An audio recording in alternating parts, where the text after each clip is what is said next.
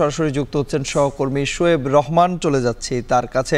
শোয়েব, জানাবেন যে উখিয়ার আবহাওয়া এই মুহূর্তে আসলে কেমন রয়েছে এবং একই সঙ্গে জানতে চাই প্রশাসনের নজরদারি কেমন রয়েছে, তৎপরতা কেমন দেখছেন?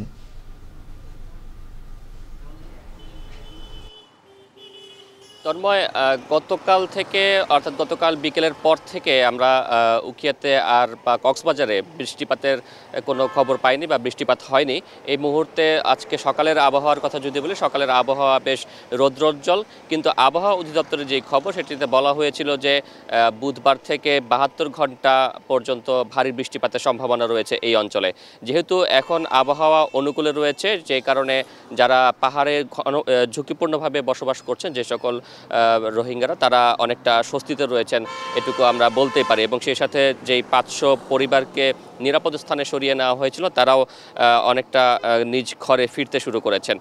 মূলত আজকে আরও 1000 পরিবারকে সরিয়ে নেওয়ার কথা ছিল, কিন্তু যেহেতু আবহাওয়া পরিস্থিতি বেশ স্বাভাবিক রয়েছে, তাই তাদেরকে নিরাপদ স্থানে সরিয়ে নেওয়া হবে কিনা সেই বিষয়টি নিয়ে সন্দিহান রয়েছে। কারণ রোহিঙ্গা ক্যাম্পে যারা বসবাস করছেন তাদেরকে ক্যাম্পের বাহিরে আসলে নেওয়ার কোনো সুযোগ নেই, এবং তাদেরকে যে 500 পরিবারকে সরিয়ে নেওয়া হয়েছিল তাদেরকেও ক্যাম্পের ভেতরেই যে বিভিন্ন লার্নিং সেন্টারগুলো রয়েছে সেখানেই মূলত তাদেরকে আশ্রয় দেওয়া হয়েছিল।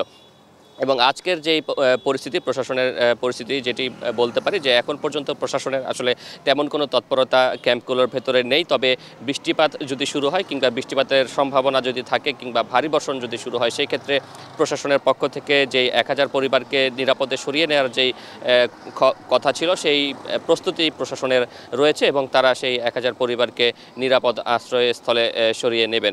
এবং গতকালের খবর যেটি যদি একটু বলি, গতকাল বৃষ্টির কারণে অর্থাৎ ভারী বর্ষণের কারণে গতকাল ভোর রাতে এবং ভোর 6টায় বেশ কিছু স্থানে কিন্তু পাহাড় ধসের ঘটনা ঘটেছে। অর্থাৎ যে সকল স্থানে হতাহতের ঘটনা ঘটেছে, প্রাণহানির ঘটনা ঘটেছে, তার বাইরেও বেশ কিছু জায়গাতে ছোট ছোট পাহাড় ধসের ঘটনা ঘটেছে, এবং অনেকগুলো বাড়িঘর কিন্তু ক্ষতিগ্রস্ত হয়েছে। এইভাবে যে সকল বাড়িঘর ক্ষতিগ্রস্ত হয়েছে, আজকে মূলত তারা রোহিঙ্গারা যারা সে সকল বাড়িঘরে বসবাস করতেন, সে সকল বসবাসকারীরা তাদের সেই ঘরগুলো মেরামত এবং সেগুলো সংস্কার কাজের যে কার্যক্রম সেইগুলোতে তারা মনোযোগ দিচ্ছেন।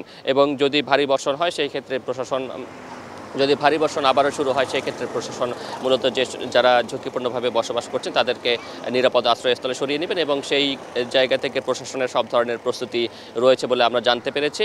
এবং রোহিঙ্গা যারা রয়েছেন, যারা হতাহত হয়েছিলেন গতকাল হয়েছিলেন, এরই মধ্যে কিন্তু তাদের যে মরদেহ সেগুলো স্বজনদের কাছে কিন্তু হস্তান্তরের যে কার্যক্রম সেটিও কিন্তু সম্পন্ন হয়েছে। তন্ময়, উখিয়া থেকে আমাদের সঙ্গে যুক্ত হয়েছিলেন সহকর্মী শোয়েব রহমান। এরই মধ্যে দিয়ে সময় হলো একটা ছোট্ট বিরতিতে যাবার। ফিরে আসছি একটু পর। সঙ্গে